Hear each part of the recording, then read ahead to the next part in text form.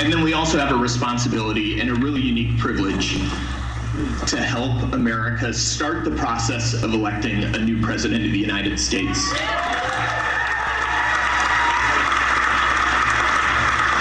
And it's on all of us. It's all on us. Unite the country and take us. We are so lucky here today to have an early visit from U.S. Senator. Yeah, give it up. Senator Warren has been leading the charge for tax policies that reward work and not wealth, for childcare and paid leave laws that help working parents balance career and family, equal pay for women, and fair treatment for all employees. New protections for home retirees and measures to help consumers get a fair shake when they face powerful corporations. The fight for a fairer, stronger economy where anyone who works hard has a right to get ahead. That's a fight, and she is proud to wage it every day. Manchester, please join me in welcoming Elizabeth Warren back to the Queen City.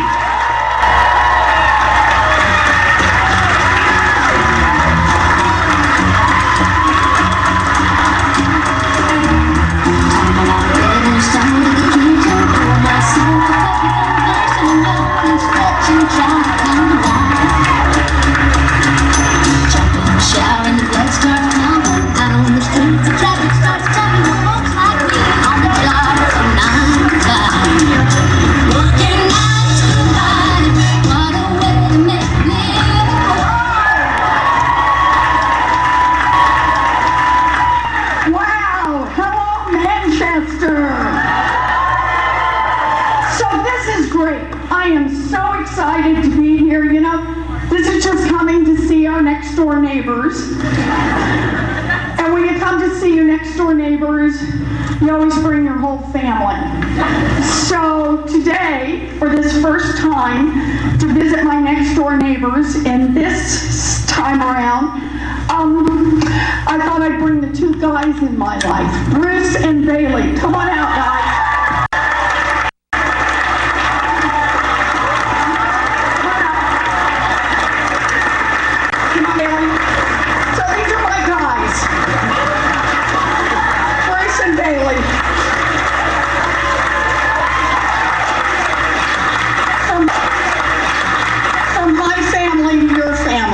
So thank you very much. You guys can wait for me. Okay, we don't have to see how much attention Bailey pays. He frequently falls asleep when I'm talking, but I recognize the importance of having him here. So we're going to have a chance to talk, to do some questions, and then afterwards, if anybody wants to stay around and take a picture, I'll be here and we can do that. And Bailey will be out there with his own separate photo line. This is not a competition. It can't be. We just have to have some fun here. But it is good to see you here. And it's good to look out and see some familiar faces here that we were in this fight together. I remember being here in 14 for Jeanne Shaheen. You guys did it. Yes, you did. And I remember being here in 16 for Maggie Hassan. You pulled it off. And I just want to say, here we are on a Saturday. It's cold, it's bright, it's sunny out there. It's a gorgeous day. You could be doing a million things. And yet, you came in here at Manchester Community College because you care about the future of this country. You take this really seriously, and I want to say from the bottom of my heart, thank you for doing this. Our country needs you, needs your help. So I thought what we do today is talk a little bit, and if that's possible, and then we take some questions, and then, like I said, we'll do some pictures afterwards if anybody wants to. I thought I'd start with just talking a little bit about who I am.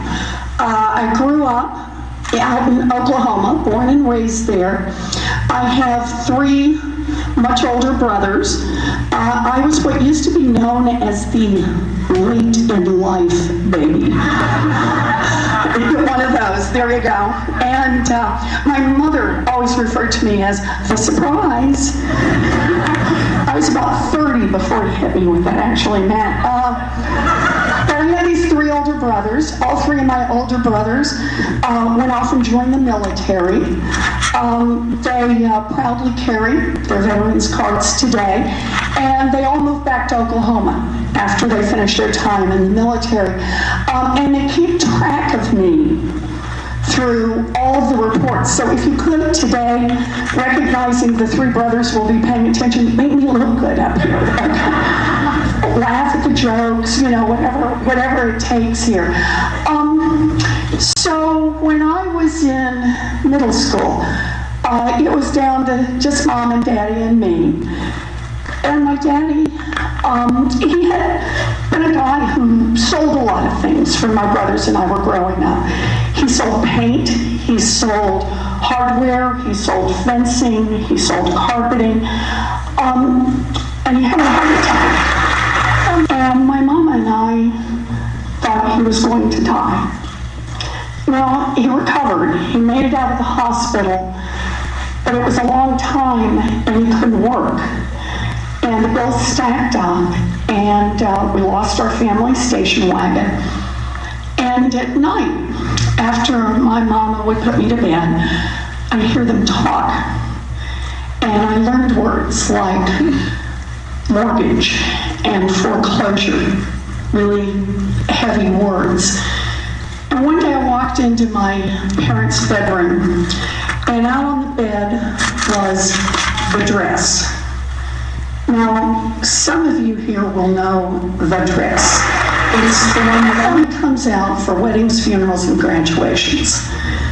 And it was laid out on the bed, and my mother was in her slip and her stockings, pacing, and saying, "We will not lose this house. We will not lose this house. We will not lose this house." She was 50 years old.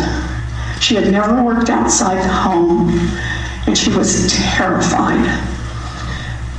But she quit crying and put on her high heels, blew her nose, put on her lipstick, and she walked to the Sears Roebuck, and she got a minimum wage job answering the phones.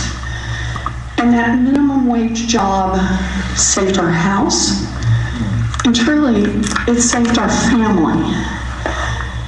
And for many years, I thought of that story as a story about my mother. Later, I came to understand it's a story about government.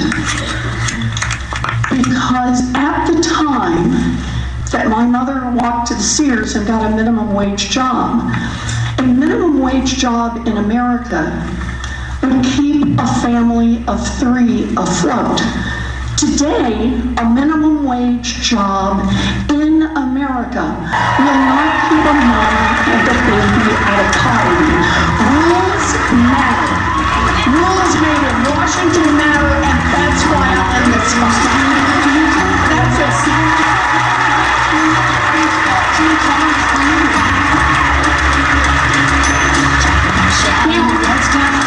It was a rough path for me. I dropped out of school at 19, got married. It didn't work that way. But my big chance was a commuter college that cost $50 a semester. And I got to be a public school teacher, a special needs teacher. Do we have any public school teachers in here? Let's hear it for America's public school teachers. Public school teachers invest in the future. That was my big chance. And I was at home with a baby when I hauled off and decided to go to law school, which was just crazy. But I did it anyway. And fun fact, for those who think I was born at Harvard, in fact, I went to the State Law School of New Jersey, Rutgers, for $450 a a semester. And then, instead of spending a lot of time practicing law, headed back to my first love, which was teaching. Now, I have spent pretty much all of my grown-up life centered around one question. What's happening to working families in this country? Why is it that families are under so much squeeze? Why has the path gotten so rocky for so many people who work just as hard as my mama worked? And why is the path so much rockier for people of color? And the answer is the rules. The rules that are written in far-off Washington are rules that are written to help the rich and the powerful, not rules that are written to help little families like mine. And I'll give you an example of that.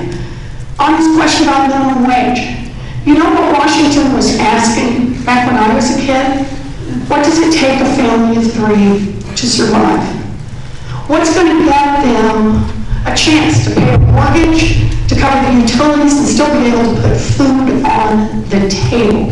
Today, do you know what they ask about the minimum wage? What increases the profitability of giant multinational companies? I am in this fight because I think they ought to be asking about little families instead of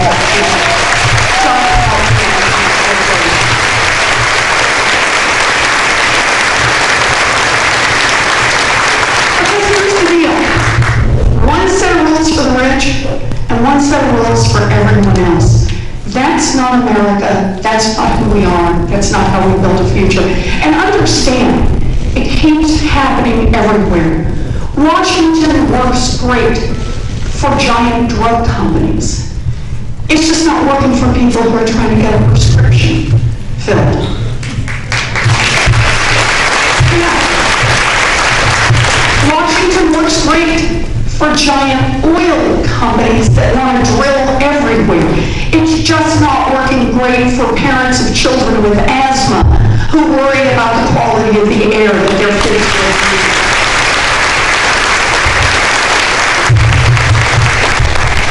Washington works great for a private prison system that incarcerates people all across this country. It is just not working for communities of color and individuals who are crushed by a system that does not work for them.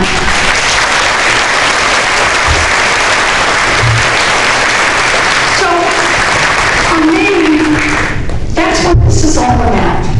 This is about who the rules work for. Is it just going to be for the wealthy and the well-connected, or is it going to be for everyone else? So here's how I see this. We need to make change in this country. Not little bitty change, not change at the margins, not a nibble around the edges, not even pass one good law here and one good law there. We need to make systemic change in this country. Systemic, real change. We need to make real change, and let's talk about some areas where we can make real change. Let me start with the key, and that is, what's wrong? What's wrong with an America where it works for drug companies and not for people who fill prescriptions? An America that works for giant oil companies? An America that works for a private prison system? I'll tell you what it is. An America that works only for the wealthy and the well-connected. That's corruption, plain and simple, and we need to call it out for what it is. Call it out. And that's the first place we can make systemic change. Change the rules in Washington.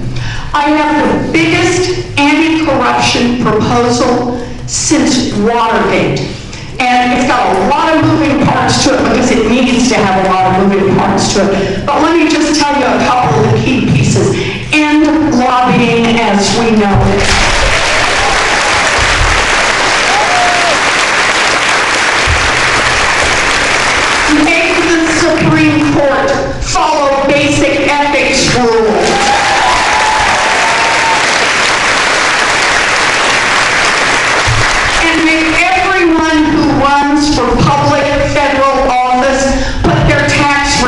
ones online. Everyone.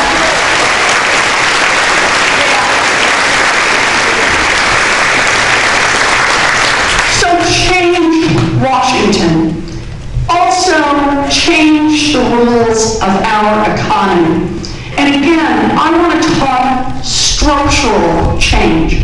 Let's start with the fact that we need more power. More power in the hands of unions, more power in the hands of employees, more power in the hands of consumers to balance the power in Washington that's there for all the giant corporations.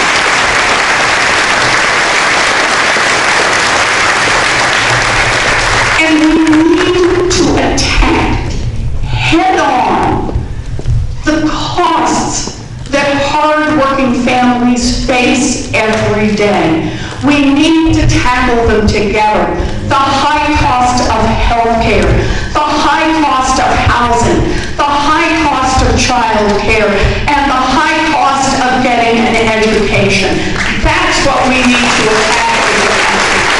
Make real changes.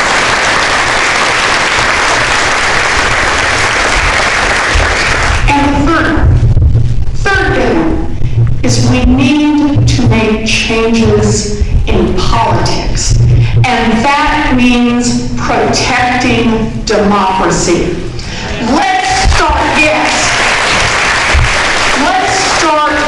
with a constitutional amendment that says every American citizen has a right to vote and to have that vote counted.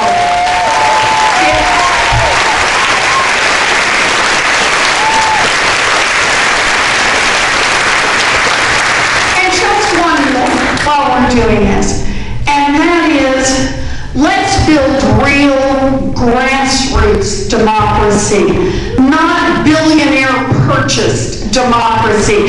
Let's overturn Citizens United, get money out of government, and return democracy to the people where it belongs.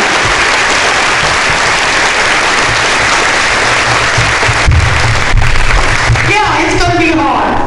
I get it. Change of any kind is hard, and structural change is really hard.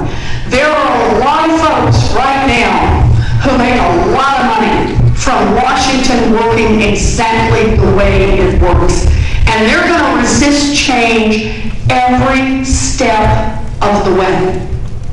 But I want to be clear to every one of you why I'm in this fight. I am in this fight out of gratitude. My daddy, he ended up as a janitor. And I got a chance to become a public school teacher, to become a college professor, and to become a United States Senator. I am grateful to America.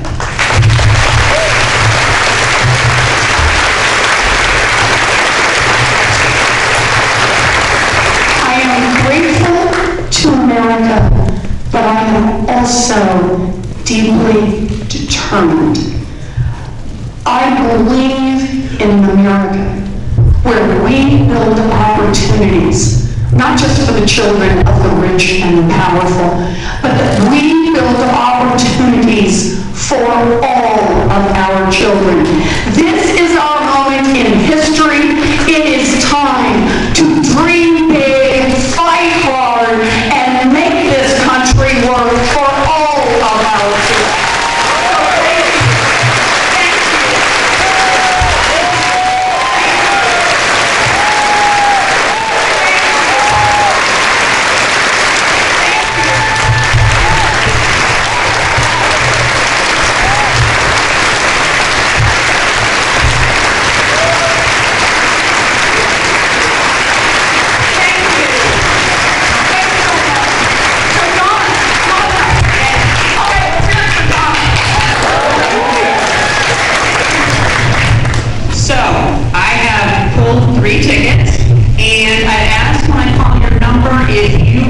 Approach one of the volunteers holding a microphone. They're in the aisles. They'll raise their hands. So the first ticket I have is 911056. And then I will also call 911-082, and then 911-100. Do we have any winners here? Anybody who wants to admit being a winner? We got one. Any more? You want to read those numbers one more time? It looks like we had a second. Come over. We're just trying to give everybody an equal chance to be called on here. Yes. Yes. Here we go. Or we can come to you. Great. There we go. Okay, we've got a couple. Shall we get started? Senator, my friend, Did you say Mike? Mike. It's good to see you, Mike. Thanks for your dedicated efforts on a number of progressive issues, which I'm afraid we will not see any substantive progress on unless we revamp our electoral process. I agree. To make it much fairer. In addition to overturning Citizens United, we need to do a few more things. We need to end partisan gerrymandering. Yes. We need to eliminate the electoral college. And we Democrats need to clean our own house. We must eliminate the system. I honestly believe Trump would not be president right now, but for the superdelegate arrangement. Our Republican brothers and sisters don't have that. The media was complicit. They reported the superdelegate vote as if it were a done deal. If you review primary results, they were very close on the electorate. You can make a case that Bernie Sanders will be president again. But I think that's done. The question is, will you commit to eliminating the superdelegate system? It's already happened. That's my understanding, is that it's already gone, that the Democrats already made that decision. I don't think so. I think they've already said that it's gone. And, you know, I want to pick up on your I'm fine, get rid of the super delegates. I said so back in 16, that it's fine with me. In fact, I support it. But I want to go back to your point about democracy and voting. You see on gerrymandering, you're exactly right, on voter suppression, on every part of this. You know, we're a country that works when everybody gets a chance to participate, and that's what voting is all about. I often think about this. I just want to tell you a quick story, if I can, about housing, and I promise I'll link these two things up. So anybody ever worried about the rising cost of housing? Yeah, okay. Same everywhere I go. People worry about the rising cost of housing. Well, there's been a real change in the housing market nationally. And that is a lot more of the new building has gone basically to the upper end. And I'm not mad at builders over this. They've just figured out they can make more profits by building big fancy places than they can by building a lot of more modest places. At the same time, the federal government's investment in housing has gone way down. So the consequence is you watch housing for middle-class people, working-class people, the working poor, the poor. You watch this housing deteriorate. It's not being replaced. And yet, at the same time, because the population is increasing, the cost is actually going up. So this puts a real squeeze on families all across this country. So I put together a plan for dealing with this. Build 3.2 million new housing units in America. Urban, rural, suburban, make that money available locally and put that money into places that will actually start working on what are the best practices on the laws to help cut the cost of housing, to make sure that people get an opportunity, and then going forward, there'll be more housing built because we reform and update our laws to try to help make that happen. Okay, so here's the housing bill, 3.2 million. Now, let me tell you about some of the consequences of this bill. Best estimate is it would put about 1.5 million people to work. Good paying construction jobs and related jobs. That's a good thing, right? We're all in favor of that? Yes, we're in favor. That's good. Tell you a second thing. did an independent analysis and said, you bring 3.2 million new housing units on for middle class, working poor, and poor families, overall, you're going to reduce rents by about 10% all across this country. We in favor of reducing rents? There we go. I may have a landlord back there who's not, but we got this, okay? We got this. So, a good thing. This is a housing bill that helps fund housing that is desperately needed in the United States. Think about that. 3.2 million units, bring down costs overall. That's going to help a lot of other families. For some, it's going to be rental. For some, it's going to be a chance to purchase a first home, right? A chance to get into the housing market. What's not to love? Well, you got to think about how to pay for it. You don't come to New Hampshire and talk about great ideas if you don't have a way to pay for them, right? I remember that. Okay, we good? Okay, so you got to think about how to pay for it. Got an idea on how to pay for it. And that is, let's put the estate taxes back in place that were, now this is going to be a shockingly long time ago, that were in place on the families back during the George W. Bush administration. Okay, just cover, in effect, the 10,000 richest families in America. And said, when there's a death, there's going to be an estate tax imposed. Here's what the estate tax, progressive estate tax, here's what it looks like. If we did that, you could pay for every single one of those 3.2 million new housing units without costing a single middle-class family in America one thin dime.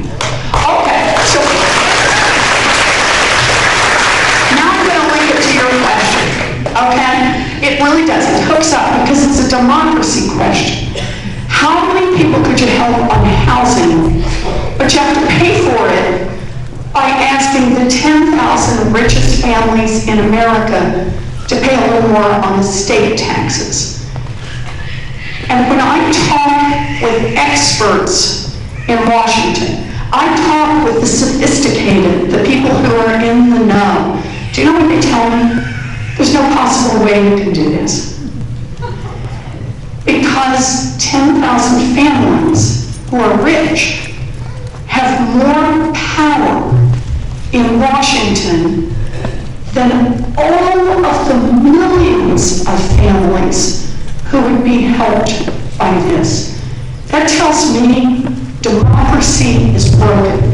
If everybody gets to vote, if everybody comes out to events like this, if we get the word out, that's how we take our democracy back, and that's how we build a future. We do it together. That's what it's about. Thank you. Thanks, Mike.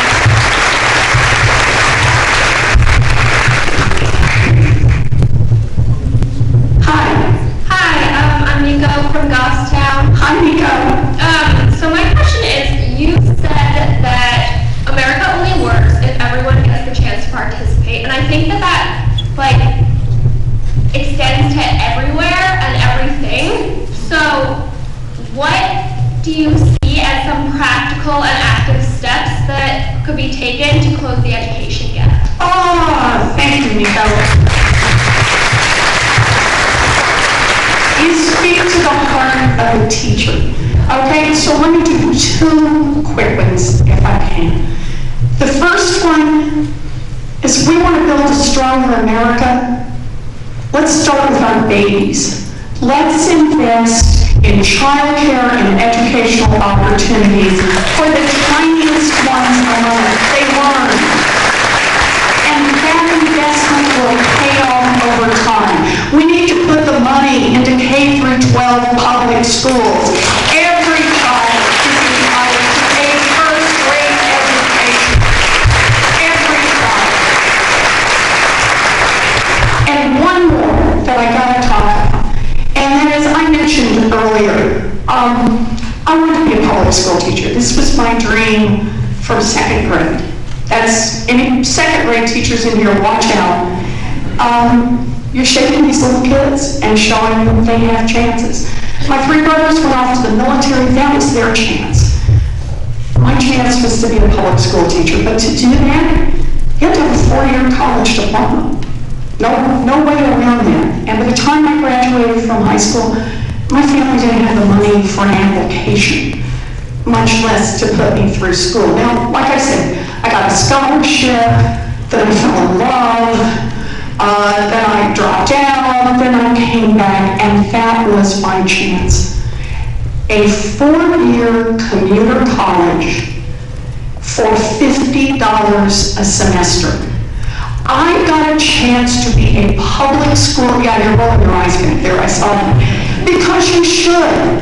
I got a chance because America invested in kids who wanted to get an education. Today, America has said to kids who want to get an education, great, if you're born into a well-to-do family. If you're not, you gotta shoulder a huge debt burden. Today in America, the student loan debt burden is $1.5 trillion. Think about what that means for young people. And by the way, even if you're not one of those with student loan debt or don't have one who may be headed towards student loan debt, it affects all of us. Studies out of the Treasury Department, the Fed, the Consumer Agency all show that young people not leaving their parents' homes when you expect, not buying their own homes, not starting their own businesses, not doing the things because they are dragging $1.5 trillion of student loan debt behind them. So my view on this is pretty straightforward. This is about budgets. It's about money. When I was in law school, for me, this is what I taught: law, business, economics. But understand, it's about values. A Republican government that gives away $1.5 trillion to the richest among us, and then turns around and says to young people, you've got to pay the interest and fees and the default rates on just trying to get an education, is not a government that reflects the values of the people, and that's why we need it.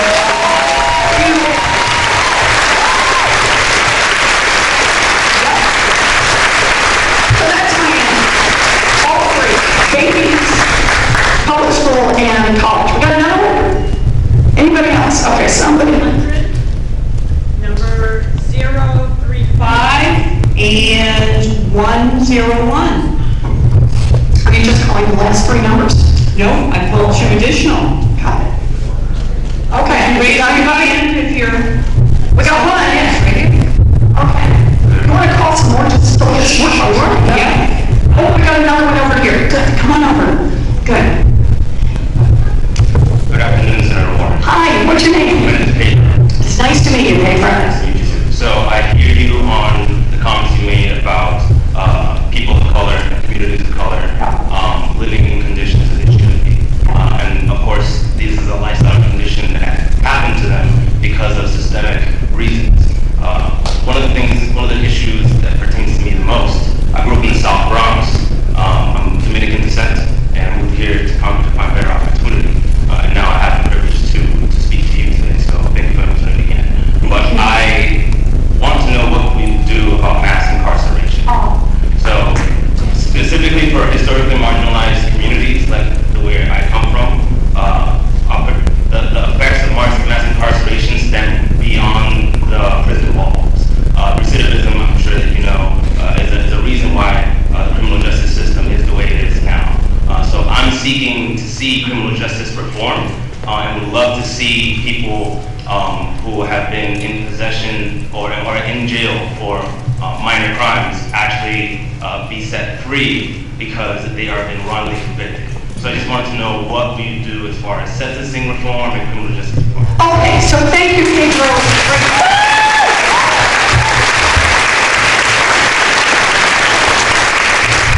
So can we start with 4 words? Can I start the answer to this with 4 words? They're the words that are carved by the Supreme Court of the United States. Equal justice under law. That's it. That's what our country is supposed to be about. But understand what's happened in this country. We now have a criminal justice system that tears apart communities of color and individuals. I want everybody in here, let's just do some facts for a minute. Study after study after study has looked at the exact same crimes for whites and for people of color. For African Americans is where most of these studies go.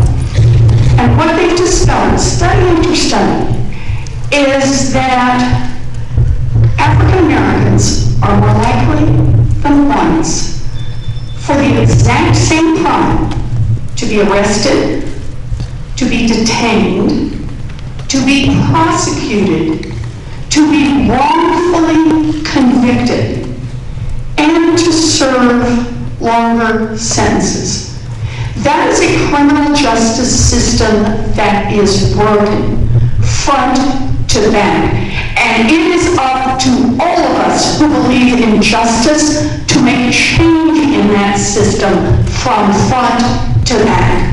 That's what I will fight for. Now, you may want some specifics on that paper. Can I just do a couple of specifics on it? Can we just start with marijuana? I got somebody. I knew it. People in the back row, right? What? Let's second to the back row. There we pain minutes. Okay, pain minutes. Let's start with marijuana.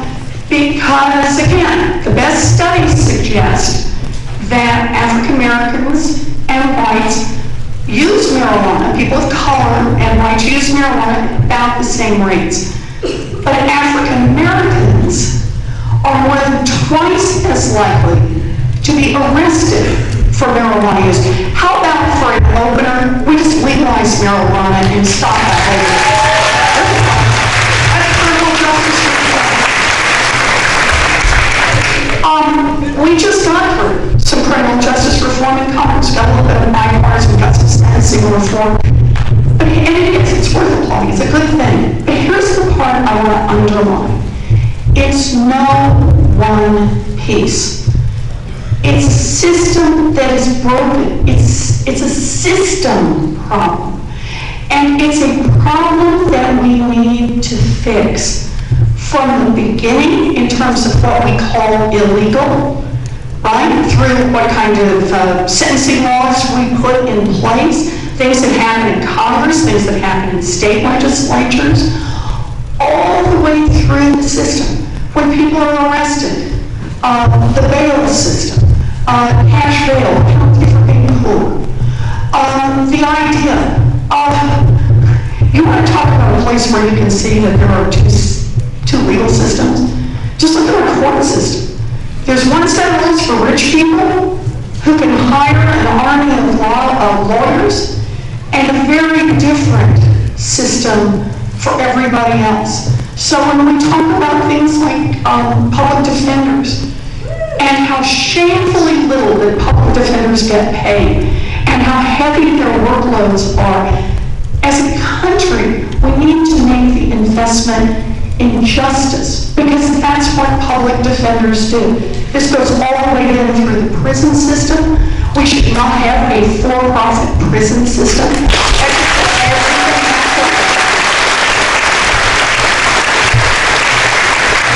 And I don't know if we go on about this forever, but I just want to put one more piece right at the end, and that is the importance of helping people come back into their communities and get good jobs so they can become productive members of their communities who can support themselves and their families.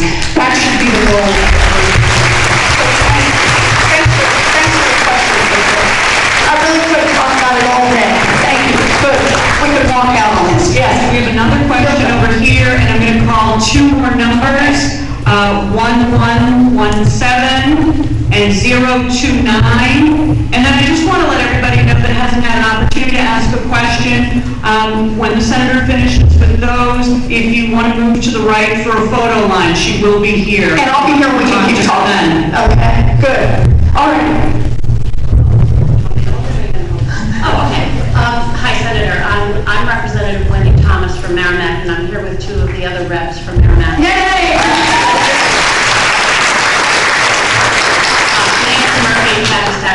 again as the water warriors to fight for PFAS in our town. Which brings me to my question. In New Hampshire, we have a significant PFAS contamination of our water and land. The EPA has dropped the ball on its duty to protect our environment and health. What would you do to restore our environmental and health protections? So thank you. And we also have a PFAS problem in Massachusetts, particularly in central and western Massachusetts. We have a problem with this. I just want to see if I can. I'm just going to change your characterization a little bit. I think over the past couple of years that the EPA has not dropped the ball. That in this administration, the EPA has thrown the ball to the ground. And then we start, I'm going to say something really shocking about all of our questions, about clean water, clean air, the urgency of this moment, about the direction and survivability of this earth. Now, what I'm going to say is very controversial in Washington. I'm glad many of you are sitting down. Don't stand up as I start to talk. It could be a dangerous moment for those of you who are standing up. You may want to stabilize yourselves there just a minute on this. Are you ready? I believe in science.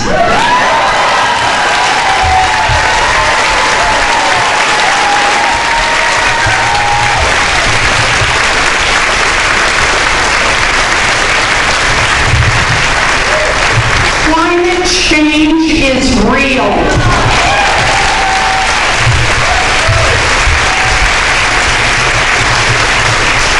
And we have a moral and economic responsibility to make changes in this country starting right now.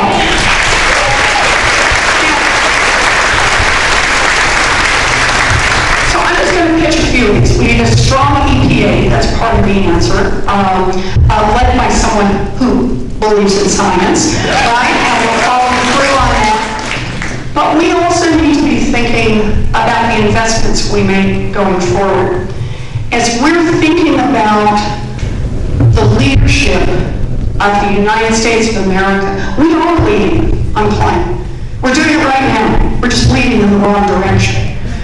We need to get back in the Paris Climate Accord. And we need to recognize that's not enough. We need to do far more. But we can only do that when we're leading from the front. And that has to be part 2. Part 3, we need to think about infrastructure investments, investments in clean energy, investments in America that will survive as the ocean waters rise. This is our responsibility to our children and our grandchildren. So I'm always counting.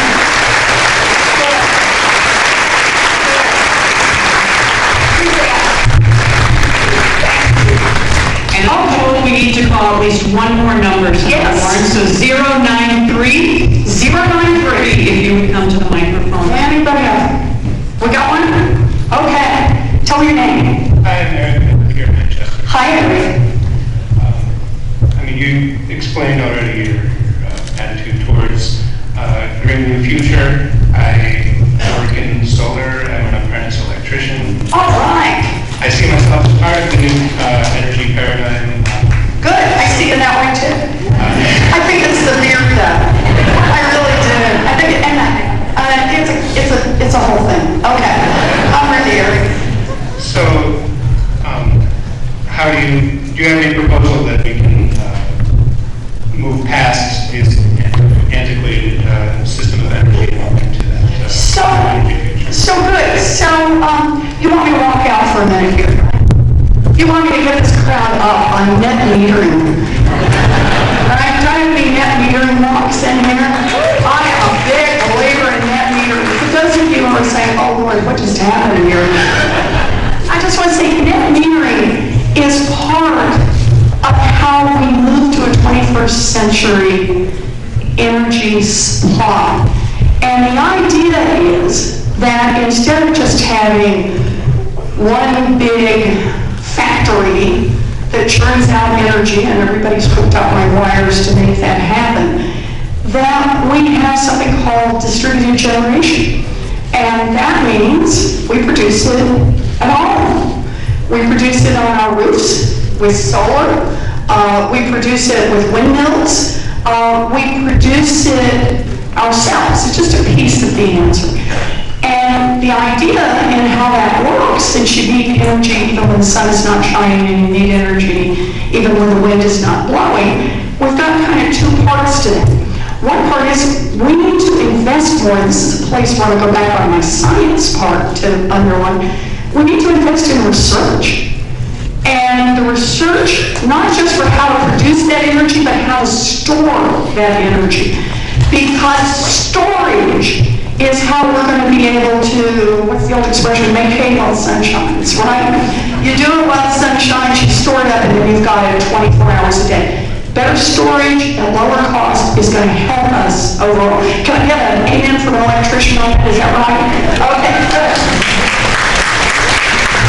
But the second part in net metering is that as you produce during the day, you send it in to the power generation facility. So it's not only burning its own things at that moment, or getting from solar or wind or water, but also getting it from lots of little houses, and from lots of farms, and from lots of people scattered all across New Hampshire and all across the country. And that you become, in effect, a seller to the public utility. And then the public utility stores it up, uses some of it right then, and then sends it back out when people need it.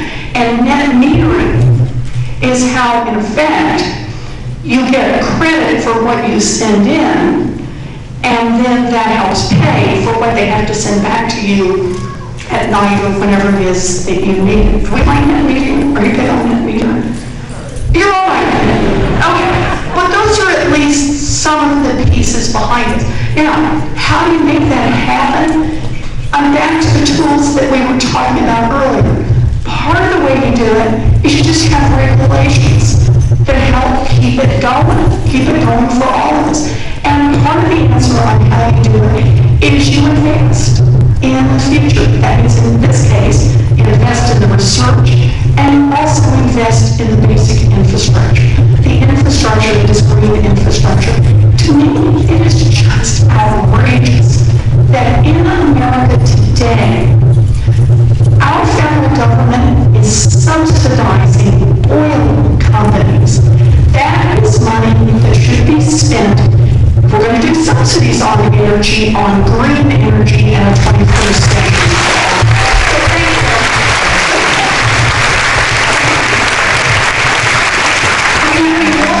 093 was 093. Here we go. Okay. 093.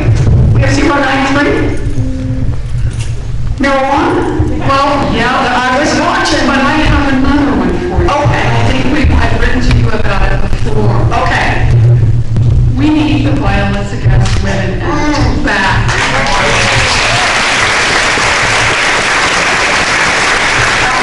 In 1992, I had the misfortune of dating the wrong guy. Yeah. And basically I was driven from my home in Florida in order to save my life and to protect the lives of my family. When my mother was sick, in her last years, I couldn't go to Florida to help my siblings take care of her.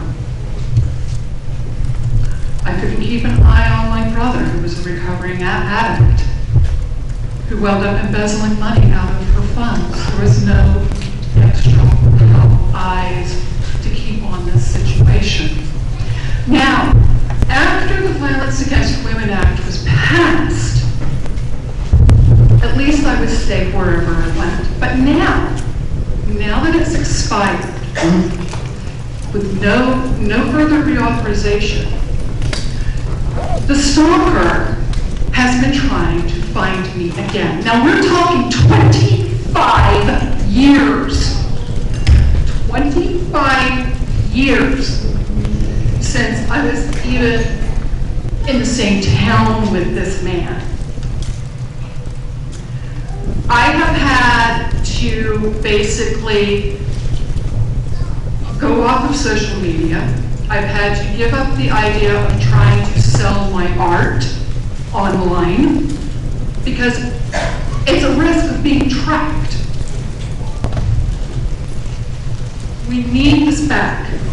This is not just an issue of justice for women, but there is also something we need added to it, and that is mental health care, both for survivors and for the perpetrators.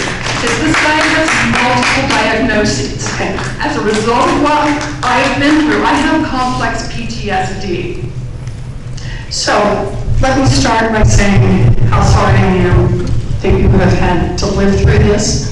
You have demonstrated persistence. You are strong, and I appreciate all that you do. You need to stand up.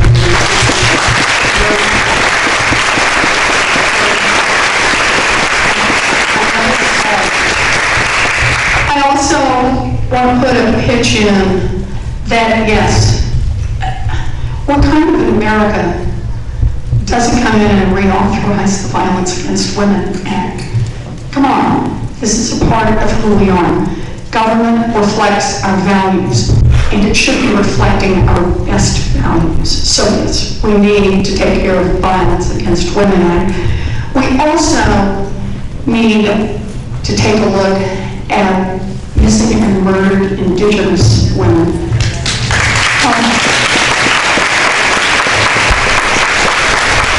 The numbers are terrible, and this is something all of us should care about.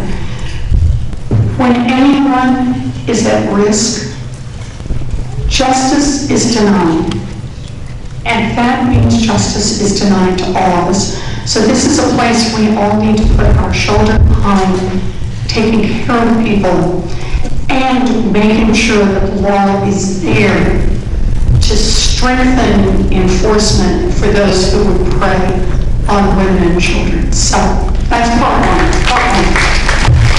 If I can, though, I want to see if I can just pick up. I know we're finished here. This is my last one. There are a couple of things I want to talk about, if I can. Just for a second, because you hit on it just a little bit. I want to talk about mental health issues for just a minute. It too often gets swept under the rug. And it's both kinds of mental health issues. It's both people who are dealing with schizophrenia, with other mental health illnesses, and also people who are dealing with substance issues, who need help. And that leads me to talk for just a minute about Medicaid. Now, Medicaid is something that's been around for a long time, but until the Republicans voted to take it away, there really wasn't much conversation about Medicaid. I think a lot of people thought Medicaid is about someone else. It's not about me. It'll never touch my family. I don't care about this issue. I just want to stop on that for just a minute. I was in the United States Senate the night that we voted by a single vote to protect health care and Medicaid for tens of millions of people across the country.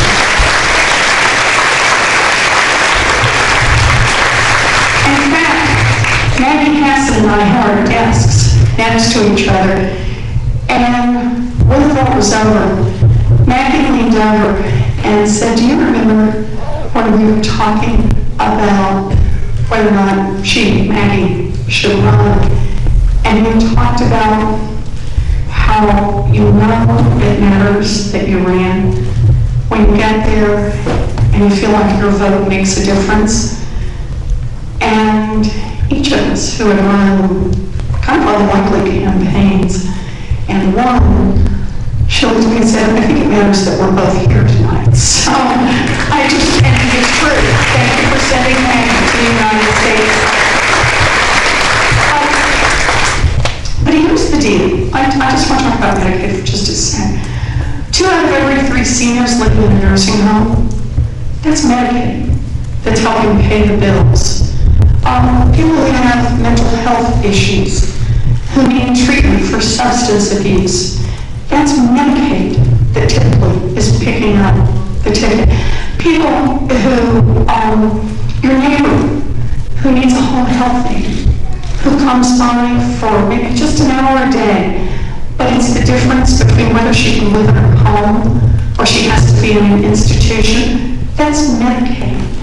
And your niece who had the baby that ran up $1 million in medical bills in the first few weeks, even if the parents had health insurance, those therapists, that special breathing equipment, the special feeding equipment, that's Medicaid. Medicaid is about who we are as people. We don't know whose grandma gets hit by outlives her savings. We don't know who gets hit by mental illness, who gets pulled in on substance abuse, who gets hit by a bus and needs help. We don't know whose niece it has the baby that runs up $1 million in medical bills, but what we do know is that we're all human beings. And in this great American family, we all pitch in a little today, so that if tomorrow it's your family, or it's your family, then we're all going to be there for each other. That's what Medicaid is about, and that's what our government should be about. Our guest.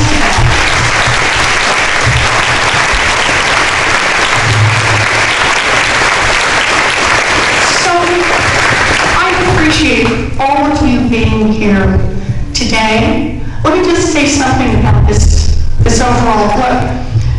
This is going to be grassroots all the way for me. That's what I believe. I don't take corporate PAC money.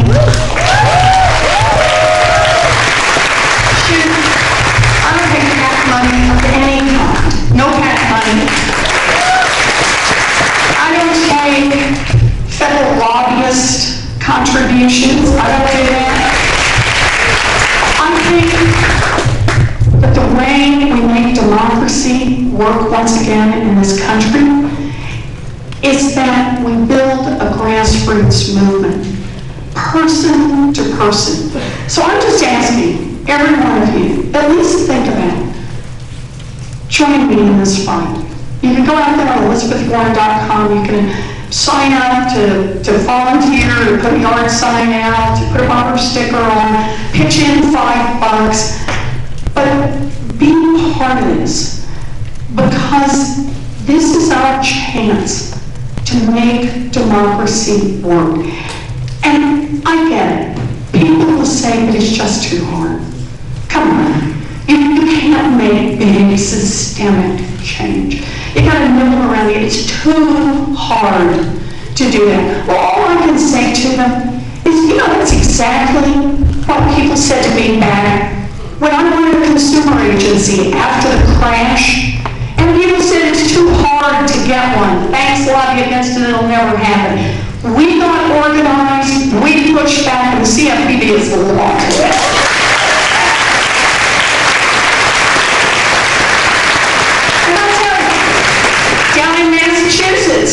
Down in Massachusetts, back in 2011, a lot of people called me and said, Elizabeth, I love you, but I understand. Massachusetts is not going to elect a woman to the United States Senate. All I can say is we got organized, and I am the senior senator from the Congress.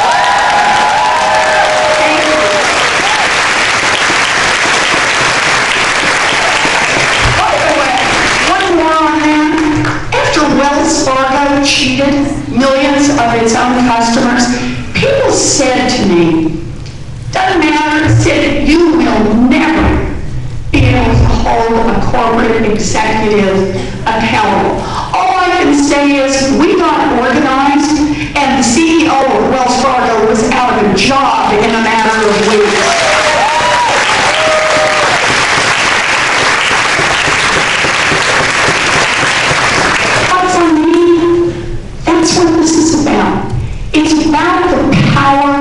of what we can do together.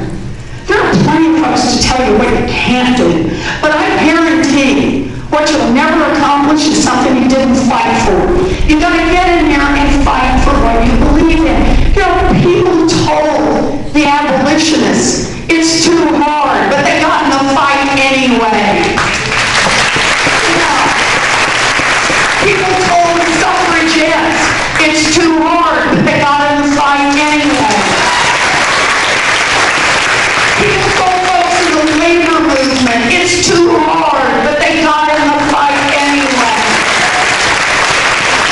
And people told the foot soldiers in the civil rights era it's too hard, but they got in the fight anyway. This is our moment in history. This is our chance to dream big, to fight hard, and to make this an America that works not just for the rich and the powerful, but an America that works for everyone.